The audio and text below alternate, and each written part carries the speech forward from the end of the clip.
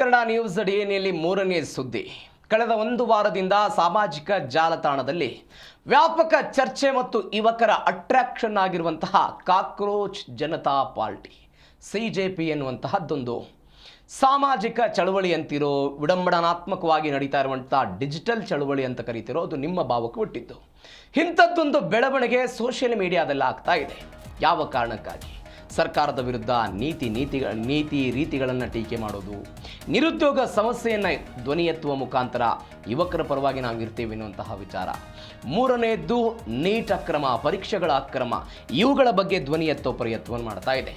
ಯಾವ ಭಾರತೀಯ ಜನತಾ ಪಾರ್ಟಿ ಮತ್ತು ರಾಷ್ಟ್ರೀಯ ಕಾಂಗ್ರೆಸ್ ಇದೆ, ಅವೆರಡೂ ಕೂಡ ಸಾಮಾಜಿಕ ಜಾಲತಾಣದಲ್ಲಿ ಈವರೆಗೂ ಕೂಡ ಎಬ್ಬಸಿದಂತಹ ಧೂಳನ್ನು ಕೇವಲ ಕಾಕ್ರೋಚ್ ಜನತಾ ಪಾರ್ಟಿ 4-5 ದಿನಗಳಲ್ಲಿ ಎಬ್ಬಿಸಿತು.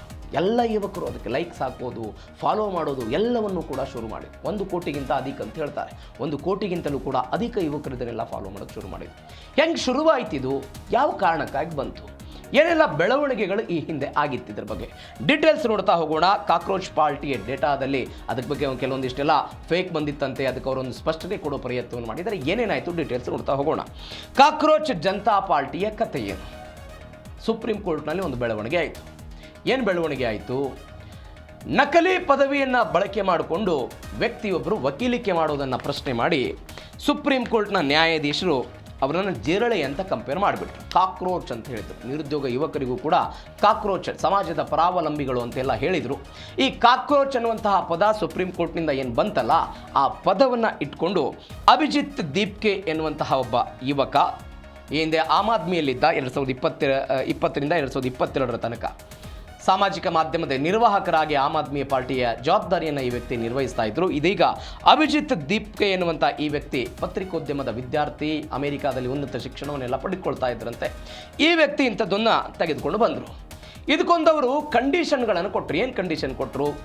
ಈ ಇದನ್ನು ಸಪೋರ್ಟ್ ಮಾಡಬೇಕು ಅಂತ ಹೇಳಿದರೆ ನಿರುದ್ಯೋಗಿ ಆಗಿರಬೇಕು, ಆಲಸಿಗಳಾಗಿರಬೇಕು, ದಿನದ 24 ಗಂಟೆಯ ಪೈಕಿ 11 ಗಂಟೆ ಮೊಬೈಲನ್ನು ಬಳಕೆ ಮಾಡ್ತಿರಬೇಕು, ಯಾವಾಗಲೂ ಕೂಡ ಮೊಬೈಲ್ನಲ್ಲಿ ಸಾಮಾಜಿಕ ಜಾಲತಾಣಗಳನ್ನು ಬಳಕೆ ಮಾಡ್ತಿರಬೇಕು, ಆನ್ಲೈನಲ್ಲಿ ಆ ವ್ಯಕ್ತಿ ಕಂಟಿನ್ಯೂಸ್ ಆಗಿ ಆ್ಯಕ್ಟಿವ್ ಇರಬೇಕು. ಇವೆಲ್ಲವೂ ಕೂಡ ಈ ಮಾನದಂಡಗಳು. ಇದನ್ನು ನೀವು ಸಪೋರ್ಟ್ ಮಾಡ್ತೀರಿ ಅಂತ ಹೇಳಿದರೆ ಸದಾ ಆನ್ಲೈನಲ್ಲಿ ಇರಬೇಕು ಅಂತ. ಇದರ ಜೊತೆಗೆ ಒಂದು ಪ್ರಣಾಳಿಕೆಯನ್ನು ಕೂಡ ಈ ಪಾರ್ಟಿ ಬಿಡುಗಡೆ ಮಾಡಿತು. ಏನು ಪ್ರಣಾಳಿಕೆ? ಅವರು ಹೇಳಿದರು, ನಿವೃತ್ತ CJIಗೆ ನಾವು ರಾಜ್ಯಸಭಾ ಸ್ಥಾನವನ್ನು ಕೊಡೋದಿಲ್ಲ ಅಂತ. ಯಾವ ಕಾರಣಕ್ಕಾಗಿ ಅಂತ ಹೇಳಿದರೆ, ಈ ಹಿಂದೆ ರಂಜನ್ ಗೊಗೊಯ್ ಎನ್ನುವಂಥ CJI ಅವರನ್ನು 2020ರ ಸಮಯದಲ್ಲಿ ನಾಮನಿರ್ದೇಶನ ಮಾಡಲಾಗಿತ್ತು. ಎಲ್ಲಿಗೆ? ರಾಜ್ಯಸಭೆಗೆ ನಾಮನಿರ್ದೇಶನ ಮಾಡಲಾಗಿತ್ತು. ಇವರು ಅದನ್ನು ಹೇಳಿದರು, ನಾವು ಯಾವುದೇ ಕಾರಣಕ್ಕೂ ನಿವೃತ್ತ CJI ಅವರನ್ನು ರಾಜ್ಯಸಭೆಗೆ ಕರ್ಕೊಂಡು ಬರಲ್ಲ ಅಂತ. 1 ಪಾಯಿಂಟು. 2ನೇ ಪಾಯಿಂಟು, ಈಗ ಚರ್ಚೆ ಆಗ್ತಾ ಇರುವಂಥ 33% ಮೀಸಲಾತಿಯನ್ನು 50%ಕ್ಕೆ ನಾವು ಏರಿಕೆ ಮಾಡ್ತೀವಿ, 50% ಮೀಸಲಾತಿ ಕೊಡ್ತೀವಿ, ಹೀಗಾಗಿ ಮಹಿಳೆಯರಿಗೆ ರಾಜಕೀಯ ಪ್ರಾತಿನಿಧ್ಯ ಕೊಡ್ತೀವಿ ಅಂತ ಅವರು ಪ್ರಣಾಳಿಕೆ ಹೇಳಿದರು. 3ನೇದಾಗಿ ಅವರು ಹೇಳಿದರು, ಯಾರ್ಯಾರು ಪಕ್ಷಾಂತರ ಮಾಡಿ ಬೇರೆ ಬೇರೆ ಪಾರ್ಟಿಗೆಲ್ಲ ಹೋಗ್ತಾರಲ್ಲ, ಅವರು 20 ವರ್ಷಗಳ ಕಾಲ ಚುನಾವಣೆಗೆ ನಿಲ್ಲದಂತೆ ನಾವು ಮಾಡಿಬಿಡ್ತೀವಿ, ಯಾವುದೇ ಕಾರಣಕ್ಕೂ ಅವರು ಚುನಾವಣೆಗೆ ನಿಲ್ಲಬಾರದು ಅಂತ ಅದನ್ನು ಕೂಡ ಪ್ರಣಾಳಿಕೆಯಲ್ಲಿ ಹೇಳಿದರು.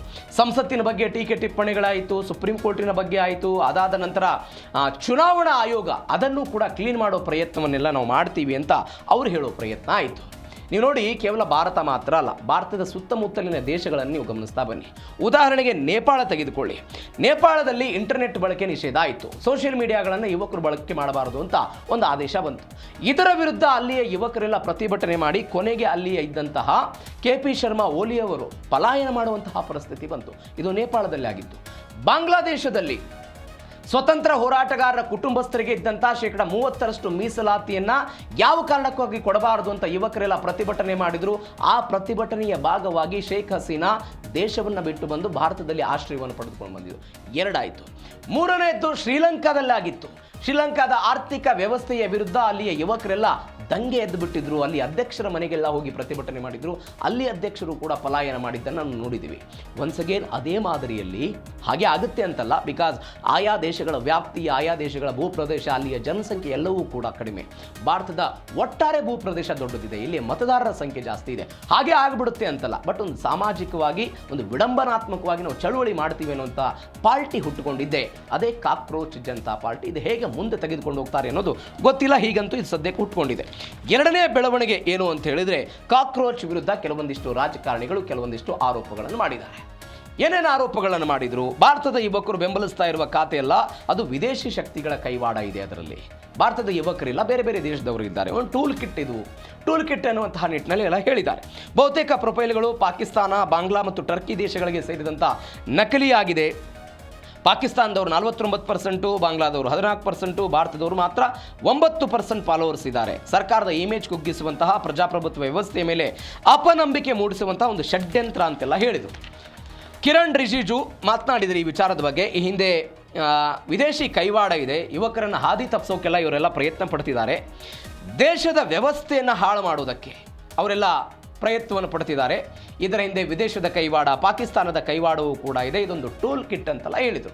ಕಿರಣ್ ರಿಜಿಜು ಮುಂದುವರೆದು ಹೇಳಿದರು, ಈ ಒಂದು ಬೆಳವಣಿಗೆಯಿಂದ ದೇಶಕ್ಕೆ ಬರುವಂಥ ವಿದೇಶಿ ಹೂಡಿಕೆ ಏನಿದೆ, ವಿದೇಶಿ ನೇರ ಬಂಡವಾಳವೂ ಕೂಡ ಹೊಡೆತ ಆಗ್ತಾ ಇದೆ. ಈ ಕಾರಣಕ್ಕಾಗಿ ಇದನ್ನು ಕೈ ಬಿಟ್ಟು ಬಿಡಬೇಕು ಅಂತ ಕಿರಣ್ ರಿಜಿಜು ಹೇಳಿದರು.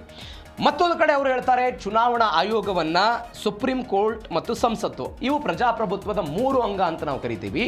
ಈ 3 ಅಂಗದ ಮೇಲೆ ಯುವಕರಿಗೆ ನಂಬಿಕೆ ಇದೆ. ಆ ನಂಬಿಕೆಯನ್ನು ಕುಗ್ಗಿಸುವ ಪ್ರಯತ್ನ ಇದು, ಅಪನಂಬಿಕೆಯನ್ನು ಸೃಷ್ಟಿ ಮಾಡುವ ಪ್ರಯತ್ನ ಆಗ್ತಾ ಇದೆ ಅಂತ ಅವರೆಲ್ಲ ಟೀಕೆ ಟಿಪ್ಪಣಿಗಳನ್ನು ಮಾಡುವ ಪ್ರಯತ್ನವನ್ನು ಎಲ್ಲ ಮಾಡಿದರು. ಯಾವ ಕಾರಣಕ್ಕಾಗಿ ಇವರೆಲ್ಲ ಹಿಂಗೆ ಹೇಳಿದರು ಅಂತ ಹೇಳಿದರೆ, ನೆರೆಯ ದೇಶಗಳಲ್ಲಿ ಆಗಿದ್ದಂಥ ಅನುಭವ ಇವರಿಗೆಲ್ಲ ಇದೆ. ರಾಜಕಾರಣಿಗಳು ಯಾಕೆ ಟೀಕೆ ಮಾಡ್ತಿದ್ದಾರೆ ಅಂತ ಇವ್ರು ಹೇಳ್ತಾ ಇರೋ ಮಾಹಿತಿ ಪ್ರಕಾರ ಪಾಕಿಸ್ತಾನದವರು 49% ಇನ್ಸ್ಟಾಗ್ರಾಮ್ದಲ್ಲಿ ಫಾಲೋವರ್ಸ್ ಇದ್ದಾರೆ, ಬಾಂಗ್ಲಾದವರು 14% ಇದ್ದಾರೆ, ಭಾರತದವರು ಅಂದರೆ ಸ್ವದೇಶದವರು ಕೇವಲ 9%, 10% ಮಾತ್ರ ಇದ್ದಾರೆ. ಇದು ಹೀಗಾಗಿ ಟೂಲ್ ಕಿಟ್, ಬೇರೆ ದೇಶದವರು ಇದನ್ನೆಲ್ಲ ಮಾಡ್ತಿದ್ದಾರೆ, ಕೃತಕವಾಗಿ ಫಾಲೋವರ್ಸ್ಗಳನ್ನು ಸೃಷ್ಟಿ ಮಾಡ್ತಿದ್ದಾರೆ ಅಂತ ರಾಜಕಾರಣಿಗಳೆಲ್ಲವೂ ಕೂಡ ಆರೋಪವನ್ನು ಈ ಕಾಕ್ರೋಚ್ ಜನತಾ ಪಾರ್ಟಿಯ ವಿರುದ್ಧ ಮಾಡಿದರೆ ಅವರು ಇದಕ್ಕೆ ಸ್ಪಷ್ಟನೆ ಕೊಡೋ ಪ್ರಯತ್ನವನ್ನು ಮಾಡಿದ್ದಾರೆ. ಈ ರಾಜಕಾರಣಿಗಳಿಗೆ ಈ ವ್ಯಕ್ತಿ ಅಭಿಜಿತ್ ದೀಪ್ಕೆ ಎನ್ನುವಂತಹ ವ್ಯಕ್ತಿ ಡಾಟಾ ಸಮೇತ ಉತ್ತರ ಕೊಡೋ ಪ್ರಯತ್ನ ಮಾಡಿದ್ದಾರೆ, ಡಿಚ್ಚಿ ಕೊಟ್ಟಿದ್ದಾರೆ.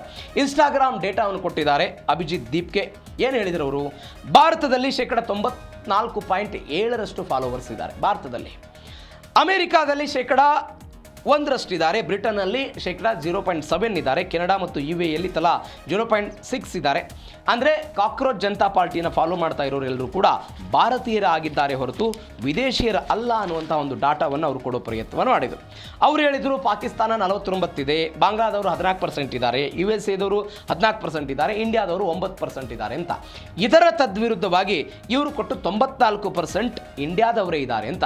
ನಿಮಗೆ ಕಳೆದ ಒಂದು 2-3 ದಿನಗಳ ಹಿಂದೆ ಸಾಮಾಜಿಕ ಜಾಲತಾಣದಲ್ಲಿ ಇದೆಲ್ಲವೂ ಕೂಡ ವೈರಲ್ ಆಗ್ತಾ ಇತ್ತು. BJP ನಾಯಕರು ಕೂಡ ಇದನ್ನು ಇಟ್ಕೊಂಡು ಮಾತನಾಡೋ ಪ್ರಯತ್ನ ಮಾಡಿದರು. ನೋಡಿ, ಈ ಟೋಲ್ ಕಿಟ್ ಇದು, ಬೇರೆ ಬೇರೆ ದೇಶದವರು ಇದ್ದಾರೆ, ಇದರ ಹಿಂದೆ ಕಾಂಗ್ರೆಸ್ನ ಕೈವಾಡ ಅಥವಾ ಪಾಕಿಸ್ತಾನ ಇವರೆಲ್ಲ ಮಾಡ್ತಾ ಇದ್ದಾರೆ, ಹಿಂಗೆಲ್ಲ ಮಾತನಾಡೋ ಪ್ರಯತ್ನ ಅಂದರೆ ಮತ್ತೊಬ್ಬರ ಕಡೆಗೆ ಬೊಟ್ಟು ಮಾಡೋ ಪ್ರಯತ್ನವನ್ನು ಮಾಡಿದರು. ಇದೀಗ ಅಭಿಜಿತ್ ದೀಪ್ಕೆ ಅವರೇ ಇದಕ್ಕೊಂದು ಸ್ಪಷ್ಟನೆ ಕೊಡೋ ಪ್ರಯತ್ನವನ್ನು ಮಾಡಿದ್ದಾರೆ. ಇದರ ಭಾಗವಾಗಿ ಮತ್ತೊಂದು ಬೆಳವಣಿಗೆ ಅಂತ ಹೇಳಿದರೆ, ಯಾವ್ಯಾವ ನಗರಗಳ ಫಾಲೋವರ್ಸ್ ಜಾಸ್ತಿ ಇದ್ದಾರೆ ಇದರಲ್ಲಿ, ಇದು ಬೇರೆ ಬೇರೆ ದೇಶಗಳ ಫಾಲೋವರ್ಸ್ ಆಯಿತು. ಭಾರತದಲ್ಲಿ ಯಾವ್ಯಾವ ನಗರಗಳು ಪ್ರಮುಖವಾಗಿ ನೋಡ್ತಾ ಹೋಗೋದಾದರೆ, ದೆಹಲಿಯಿಂದ 9.3% ಇದ್ದಾರೆ. ದೆಹಲಿ, ರಾಷ್ಟ್ರ ರಾಜಧಾನಿ ದೆಹಲಿ. ಅನೇಕ ಯೂನಿವರ್ಸಿಟಿಗಳಿದೆ, ಕಾಲೇಜುಗಳಿದೆ, ಅನೇಕ ಈ ನಮ್ಮ ಕಾಂಪಿಟೇಟಿವ್ ಎಕ್ಸಾಮ್ಗಳನ್ನು ಓದೋದಕ್ಕೆ, UPSC ಕೇಂದ್ರದ ನೌಕರಿಗಳನ್ನು ಪಡೆದುಕೊಳ್ಳೋದಕ್ಕೆ ದೆಹಲಿಗೆ ಓದೋದಕ್ಕೆ ಹೋಗ್ತಾರೆ. ಅವರ ಪ್ರಮಾಣ ಜಾಸ್ತಿ ಇದೆ, 9.3. ಬೆಂಗಳೂರು 6.2, ಮುಂಬೈ 5.1 ಇದೆ, ಕಲ್ಕತ್ತಾ 4.5, ಪುಣೆ 2.5. ಪುಣೆ ಈ ಕಾಕ್ರೋಚ್ ಜನತಾ ಪಾರ್ಟಿಯ ಸಂಸ್ಥಾಪಕ ಏನಿದ್ದಾರೆ ಅಭಿಜಿತ್ ದೀಪ್ಕೆ ಅವರ ತವರು ಪುಣೆ, ಅಲ್ಲಿ 2.5 ಇರೋದು. ಹೀಗಾಗಿ ಪಾಕಿಸ್ತಾನ ಮತ್ತು ಬಾಂಗ್ಲಾದ ದೇಶದ ಹೆಸರುಗಳು ಏನಿವೆ ಅಂತೆಲ್ಲ ಹೇಳ್ತಾ ಇದ್ರಲ್ಲ, ಅದ್ಯಾವುದು ಕೂಡ ಇಲ್ಲ ಅಂತ. ದೆಹಲಿಯ ಅಗ್ರಗಣ್ಯ ಇದೆ, ಸಿಲಿಕಾನ್ ಸಿಟಿ ಬೆಂಗಳೂರು ಸೆಕೆಂಡ್ ಇರೋದು. ಇವೆಲ್ಲವೂ ಕೂಡ ಈ ಡಾಟಾಗಳನ್ನು ಅವರು ಬಿಡುಗಡೆ ಮಾಡೋ ಪ್ರಯತ್ನವನ್ನು ಮಾಡಿ ರಾಜಕಾರಣಿಗಳು ಒಂದು ಡಿಚ್ಚಿ ಕೊಡ್ತಿದ್ದಾರೆ ಅಂತ. ಬಟ್ ದೀರ್ಘಾವಧಿಗೆ ಇದೇನಾಗುತ್ತೆ, ಒಂದು ಸಾಮಾಜಿಕ ಕ್ರಾಂತಿಯಾಗಿನೋ ಅಥವಾ ವಿಡಂಬನಾತ್ಮಕವಾಗಿ ನೀವು ಟೀಕೆ ಟಿಪ್ಪಣಿ ಮಾಡ್ತೀರಿ ಅಂತ ಬಂದಾಗ ಕೇವಲ ಸೋಷಿಯಲ್ ಮೀಡಿಯಾದಲ್ಲಿ ಲೈಕು, ಡಿಸ್ಲೈಕು, ಫಾಲೋ ಇಷ್ಟಕ್ಕೆ ಸೀಮಿತ ಆಗಿಬಿಡುತ್ತಾ ಅಥವಾ ಮುಂದುವರೆದು ಏನಾದರೂ ಆಗುತ್ತಾ? ನೀವು ಜಿರಳೆಯನ್ನು ಇಟ್ಕೊಂಡು ಹೋಗಿ ನಾನು ಚುನಾವಣಾ ಆಯೋಗದಲ್ಲಿ ನಾನೊಂದು ಪಾರ್ಟಿಯನ್ನು ಕಟ್ತೀನಿ, ಅದಕ್ಕೆ ಅಧಿಕೃತ ಮುದ್ರೆ ಕೊಡಿ ಅಂತ ಹೇಳಿದ್ರೆ ಸಾಧ್ಯ ಇಲ್ಲ, ಜಿರಳೆಗೆ ಅವಕಾಶ ಇಲ್ಲ. ಹಾಗೆ ಏನಾಗುತ್ತೆ ಅನ್ನೋ ಸದ್ಯಕ್ಕಿರುವಂಥ ಕುತೂಹಲ ಇದೆ. ನೋಡೋಣ ಯಾವ ವಯೋಮಾನದವರು CJPಯ ಫಾಲೋವರ್ಸ್ ಇದ್ದಾರೆ, ಯಾವ್ಯಾವ ವಯಸ್ಸಿನವರು ಇದ್ದಾರೆ. ಅತಿ ಹೆಚ್ಚೆಲ್ಲ 19ರಿಂದ 25 ಜನ್ಸಿಗಳಂತ ನಾವೇನು ಕರಿತೀವಿ, ಅವರೇ ಅತಿ ಹೆಚ್ಚಿದ್ದಾರೆ. 70%ಕ್ಕೂ ಹೆಚ್ಚು ಮಂದಿ 19ರಿಂದ 25 ವಯೋಮಾನದವರೆಲ್ಲ ಆಗಿದ್ದಾರೆ. ಎರಡನೇ ಸ್ಥಾನ 26ರಿಂದ 30 ವರ್ಷ, ಅಂದರೆ 4 ವರ್ಷ ಡಿಫ್ರೆನ್ಸ್ ಇದ್ದವರು 85%ಕ್ಕಿಂತ ಹೆಚ್ಚು ಜನ. 18ರಿಂದ 30 ವರ್ಷದವರು 85%. ಒಟ್ಟು ಫಾಲೋವರ್ಸ್ಗಳಲ್ಲಿ ಒಂದು 85ಕ್ಕಿಂತ ಹೆಚ್ಚು ಜನ 18ರಿಂದ 30 ವರ್ಷ ಅಂತ ಸದ್ಯಕ್ಕೆ ಹೇಳ್ತಾ ಇರೋ ಡೀಟೇಲ್ಸ್ ಇದು, ಅವರು ಕೊಟ್ಟಿರುವಂಥ ಡೀಟೇಲ್ಸ್ ಇದು. 19ರಿಂದ 25% ಇವರೆಲ್ಲ ಕಾಲೇಜ್ ಸ್ಟೂಡೆಂಟ್ಸ್ ಆಗಿರ್ತಾರೆ. ನೀಟು, UPSC ಬೇರೆ ಬೇರೆ ಸರ್ಕಾರಿ ಜಾಬ್ಗಳಿಗೆಲ್ಲ ಓದ್ತಾ ಇರೋದು. ಹೀಗಾಗಿ ಅಸಮಾಧಾನಗೊಂಡು ಹೀಗಾಗಿ ಅವರೆಲ್ಲ ಫಾಲೋ ಅಪ್ ಮಾಡಿದ್ದಾರೆ ಅಂತ. ಮತ್ತೊಂದು ಪ್ರಮುಖವಾಗಿ ಗ್ರಾಮೀಣ ಭಾಗಕ್ಕಿಂತ ನಗರ ಪ್ರದೇಶದವರು ಇದರಲ್ಲಿ ಜಾಸ್ತಿ ಇದ್ದಾರೆ. 25ರಿಂದ 34 ವಯಸ್ಸಿನವರು ಉದ್ಯೋಗ ಹುಡುಕುವಂಥ ಸಮಯ ಅದು. ಕಾಲೇಜ್ ಮುಗಿಸಿ ಹೊರಗೆ ಬಂದಿರ್ತಾರೆ, ನಿರುದ್ಯೋಗ ಸಮಸ್ಯೆ ತಾಂಡವಾಡ್ತಾ ಇದೆ ಅಂತ ಯುವಕರೆಲ್ಲ ಪ್ರತಿಭಟನೆ ಮಾಡ್ತಿದ್ದಾರಲ್ಲ, ಅವರು ಕೂಡ ಹೆಚ್ಚಾಗಿದ್ದಾರೆ ಅಂತ. 13ರಿಂದ 17 ವಯಸ್ಸಿನವರು 5% ಇದ್ದಾರೆ ಅಂತೆ. 35 ವಯಸ್ಸಿನ ಮೇಲ್ಪಟ್ಟವರು 5ಕ್ಕಿಂತ ಕಡಿಮೆ ಇದ್ದಾರೆ, ಶೇಕಡ 5ಕ್ಕಿಂತಲೂ ಕೂಡ ಕಡಿಮೆ ಇದ್ದಾರೆ ಅಂತ. ಹೀಗಾಗಿ ಟೋಟಲ್ ಓವರಾಲ್ ಈಗ ಹೆಚ್ಚು ಸೋಷಿಯಲ್ ಮೀಡಿಯಾಗಳನ್ನು ಬಳಕೆ ಮಾಡೋರು ಜೆನ್ಸಿಗಳು 2000 ಇಸ್ವಿಯಿಂದ ಹಿಡಿದು ಅದನ್ನು ಒಂದು 1997ರಿಂದ ಒಂದು ಆ ವಯೋಮಾನ ಏನಿದೆ ಆ ವಯೋಮಾನದ ಯುವಕರೆಲ್ಲ ಹೆಚ್ಚು ಬಳಕೆ ಮಾಡ್ತಿದ್ದಾರೆ. ಹೀಗಾಗಿ ಇವರ ಫಾಲೋವರ್ಸೇ ಇದೀಗ ಈ ಕಾಕ್ರೋಚ್ ಜನತಾ ಪಾರ್ಟಿಗೆ ಅತಿ ಹೆಚ್ಚು ಬೆಂಬಲವನ್ನು ಸಿಕ್ಕಿದೆ ಅಂತ. ಯಾಕಂದರೆ ಎರಡಿದೆ ಇಲ್ಲಿ. ಒಂದು ಸಾಂಪ್ರದಾಯಿಕ ರಾಜಕಾರಣ ಭಾರತದಲ್ಲಿ ಬೇರೆ ಬೇರೆ ಪಾರ್ಟಿಗಳನ್ನು ನಾವು ಗಮನಿಸಿದ್ದೀವಿ.